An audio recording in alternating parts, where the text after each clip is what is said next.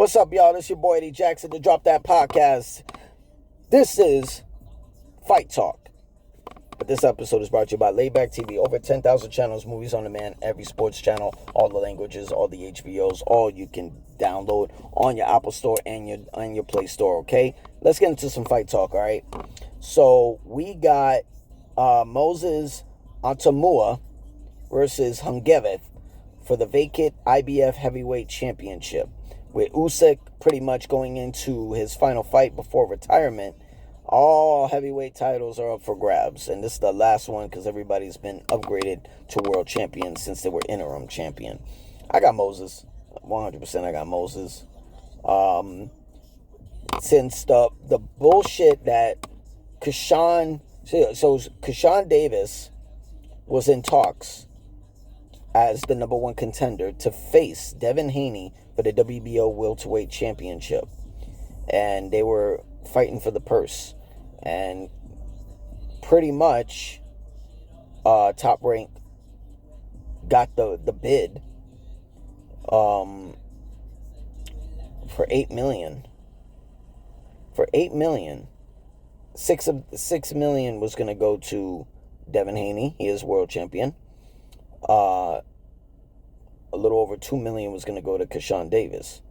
Kashan Davis opts out of negotiations because he was shooting for $5 million. Now, all respect to Kashan Davis, but you blew it. You know, I understand this is prize fighting, and you get what you deserve. Definitely millions these fighters do deserve. But you're not a world champion, right? You got to go for the big dog, and Haney is the big dog. He's one of the world champions. You know what I'm saying? I don't know who's going to really pay him $5 million. I really do not understand who he's going to go after, since he dropped out of Haney. Everybody else is pretty much occupied now. You got Ryan Garcia, who's going to defend the WBC championship against Conor Benn. You got Rolly Romero, who's going to defend the WBA welterweight championship against Teofimo Lopez. So now it's only Barro, who's the IBF world champion. And now Haney is in talks to do a unification with Barro. I bet Barro actually takes that fucking opportunity. That's for the WBO and IBF championship. So now Devin Haney don't have to be sitting collecting dust waiting for a motherfucker to step up. Everything is still on schedule. Yeah, Kashan Davis fucked that up. And that would have been a dope-ass fight. I thought Kashan Davis would have gave many problems for Devin Haney. But, you know, he missed the bag.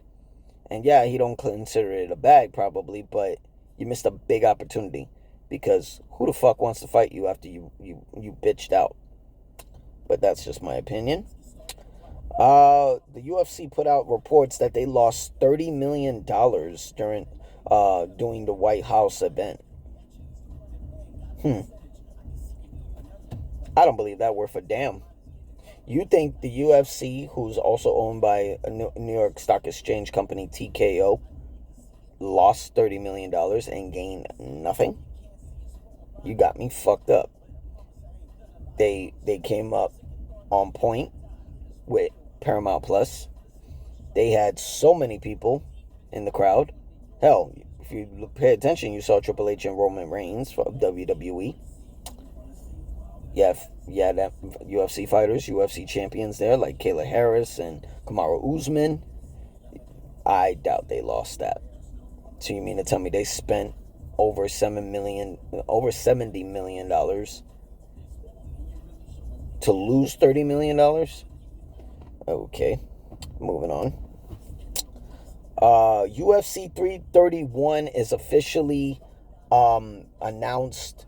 It was a bid for either the Intuit Dome to host that event or Crypto.com Arena. The Crypto.com Arena has won the bidding. So that will be UFC 331 going down. They got the main event, the rematch between Joshua Van and Pantoja, flyweight championship. This is going to be a tough test for Joshua Van. so it doesn't show he was a fluke. Co-main event is Armin Sarukian versus Mauricio Rufy. Now, a lot of people think that Mauricio Rufy did not earn that opportunity, but you got to understand, it was supposed to be Charles Oliveira. Charles Oliveira had a death recently, and he opted out because of that death. That was a real close person in his life. Condolences to Charles Oliveira and everyone involved. But they're going to move on. You know, the show goes on. And this is Armin Sarukian's opportunity to go back to LA, where he fucked up and lost his title shot, and fight to get it back officially. He wins this convincingly, dominantly. They have no choice but to give him either an instant title shot, rather if it's Justin Gaethje, or for a vacant championship. If Justin Gaethje vacates the title, which I don't think he's going to do anymore. He should, but I don't think he's going to do anymore. And apparently he's going to return early 2027. If that's what we're going to do, then that's going to be the fight. Armin Sarukian versus Justin Gaethje. Because if he vacates that belt, I don't know what you do with Armin. Who else deserves it? You know what I'm saying? Like, Ilia Topuria does not deserve immediate title shot. Paddy Pimblett does not deserve an immediate rematch with Justin Gaethje. You gotta put those two in the ring, in the cage, because they gotta see who the better man is. You know what I'm saying? That's a storytelling fucking main event. So, shout out to Armin Sarukian. He's got a 5-round co-main event with Mauricio Rufy. You got Gable Stevenson on an easy fight, it looks like, on the card.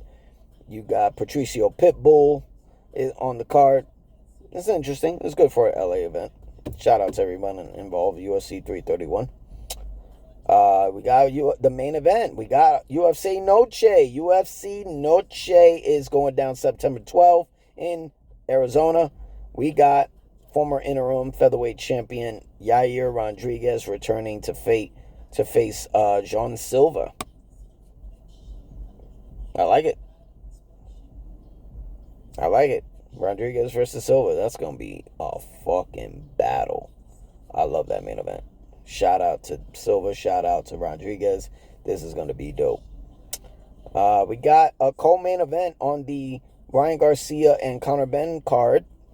Co-main event is going to be Jai Apata versus Noel Makalinin for the Ring and Zuffa Boxing Cruiserweight Championship. Are those even real championships? I don't know. I mean, we were told that Zuffa Boxing was going to have world championships, and we only got one. Ring Magazine seems like a trophy championship. Doesn't seem like a defending championship. And they said Noel was already in agreement to face David Benavidez. I don't know. If Ring Magazine and Zuffa Boxing already announced it, I think they are ready for the smoke. But I like this co-main event. That's what's up. They're keeping this event, Zuffa Boxing, straight the fuck up, and people are forgetting this is a Golden Boy event. They're not even acknowledging Golden Boy. They're saying, fuck you, Golden Boy. Hey, it is what it is. Let's see. Dustin Poirier is going to return to do desk work for UFC Fight Night. You lucky motherfucker. To be in a fucking drunk at an airport where they take shit very seriously security-wise, trying to fight security, calling security a nigga. Bruh. I think this is probably your final second chance. Because you could have easily lost your job. You could have easily lost all fucking resources on the UFC. And they chose to fucking help you. I would say, don't fuck up. Think about your career post-retirement. Think about your wife and think about your kids. They need you to be on point. You know, I hate to be so harsh on Dustin Poirier because I see a really good guy. You know what I mean? Got his foundation. He's got the hot sauce, fucking storybook career. You know what I'm saying? One of the best of the best in the UFC. Definitely in the lightweight division. And he's here fucking up, because of alcohol. I would say stay the fuck away from Louisiana because there's nothing but alcohol, even though that's your hometown. Go to South Florida. You know what I'm saying? You're already training there. Just be there. Be with your family and get these desk jobs. You know what I'm saying? These are great analyst jobs. That would have been more helpful during International Fight Week.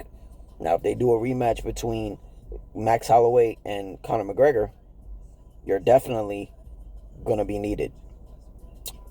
And finally, Tyson Fury versus Anthony Joshua might be delayed till 2027.